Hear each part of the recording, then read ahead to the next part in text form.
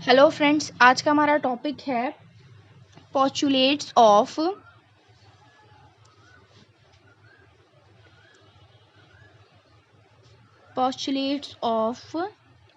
Equal प्रियोरी probability. ठीक है, तो आज हम जानेंगे क्या होती है इक्वल प्रियोरी प्रोबेबिलिटी। इससे पहले मैंने आपको दो टॉपिक्स बताए हुए हैं। ये हमारा जो वीडियो है ये पार्ट 3 है। ठीक है, ये पार्ट 3 है। इससे पहले मैंने आपको पार्ट 1 में बताया हुआ था कि क्या होता है मैक्रोस्टेट्स और माइक्रोस्टेट्स। ठीक है, उसे आपको पढ़ना ज़रूरी है अगर आप समझना चाहते हो पोस्टुलेट्स ऑफ इक्वल प्रियोरी प्रोबेबिलिटी। ठीक है, और पार्ट 2 में मैंने आपको इनकी प्रोबेबिलिटी, इनकी मैक्रोस्टेट्स और माइक्रोस्टेट्स की क्या प्रोबेबिलिटी होगी ये निकालना बताया था। ठीक है, probability of macrostates and microstate topic था। ठीक है, तो ये हमारे पार्ट 1 और पार्ट 2 हो गए। आप इन्हें देखें तब आपको ये पार्ट 3 क्लियर समझ में आएगा। ठीक है, तो चलिए हम अपने 3rd पार्ट को शुरू करते हैं। पहले कुछ बेसिक चीज़ें हम आपको बताएंगे, देन फिर बताएंगे क्या होता है इक्वल प्रियोरी प्रोबेबिलिटी। ठीक है, मान लीजिए एग्जाम्पल हमने ले लिया एक कि आपके पास 4 मॉलिक्यूल्स हैं। ठीक है, एग्जाम्पल के तौर पर कि 4 मॉलिक्यूल्स हैं, आपको इन्हें 2 सेल्स में डिवाइड करना है। ठीक है, ये हमारी हो गई सेल 1 और ये हो गई सेल 2। ठीक है, तो इन्हें डिस्ट्रीब्यूट करने के तरीके जो होते हैं, मतलब इन 2 सेल्स में 4 मॉलिक्यूल्स को डिस्ट्रीब्यूट करने के तरीके को हम लोग बोलते हैं मैक्रोस्टेट से। मैंने आपको बताया हो, तो ये जो 4 मॉलिक्यूल्स हैं उन्हें 2 सेल्स में डिस्ट्रीब्यूट करने के 5 तरीके होते हैं।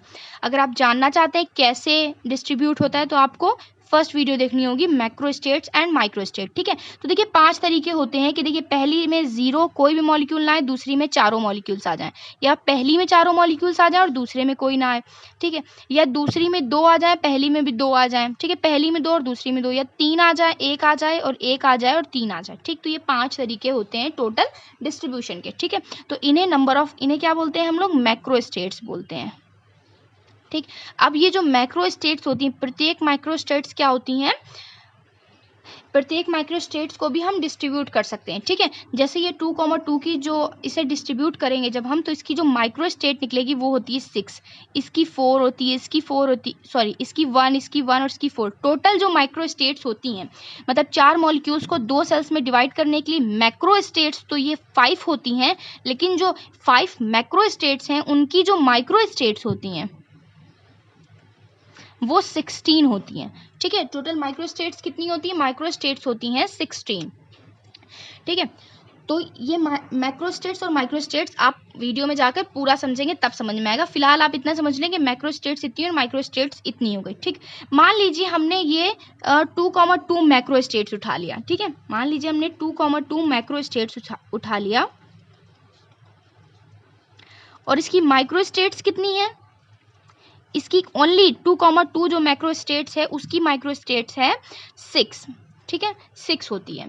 ठीक, तो 6 होती है। अगर हम इन 6 माइक्रोस्टेट्स की प्रोबेबिलिटी निकालें, ठीक है, तो माइक्रोस्टेट्स 6 माइक्रोस्टेट्स हैं प्रोबेबिलिटी, और टोटल माइक्रोस्टेट्स कितनी होती है, टोटल माइक्रोस्टेट होती है हमारी 16।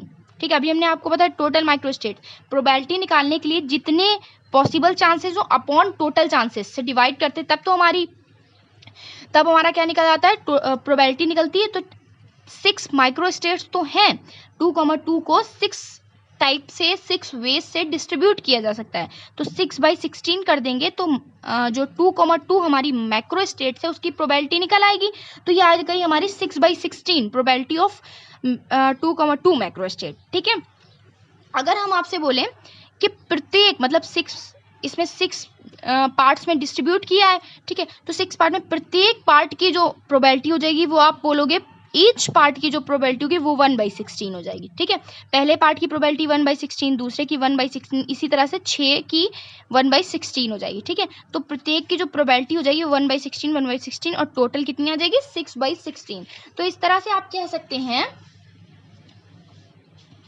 ठीक है, 6/16 हो गई। तो आप कह सकते हैं कि ये सबकी जो प्रोबेबिलिटी है, मतलब 6 माइक्रोस्टेट्स हैं, 2,2 मैक्रोस्टेट्स की जो 6 माइक्रोस्टेट्स हैं उन सब की प्रोबेबिलिटी 1/16 1/16 1/16 है। तो ये क्या हो गई हमारी, इक्वली प्रोबेबल हो गई। ठीक है, ये क्या हो गई हमारी, इक्वली प्रोबेबल, इसीलिए इसे बोला जाता है इक्वल प्रियोरी प्रोबेबिलिटी। ठीक है, आई होप आपको समझ में आया। इक्वल प्रियोरी प्रोबेबिलिटी क्या होती है? अगर सारी प्रत्येक माइक्रो स्टेट्स की प्रोबेबिलिटी एक जैसी आए तो उसे बोलते हैं इक्वल प्रियोरी प्रोबेबिलिटी। ठीक है, इसका जो PDF है, इसके नोट्स हैं, मैंने वो भी लिखे हुए हैं, मैं आपको, आप डिस्क्रिप्शन में जाकर उसकी लिंक पे क्लिक करके उसके नोट्स भी ले सकते हैं।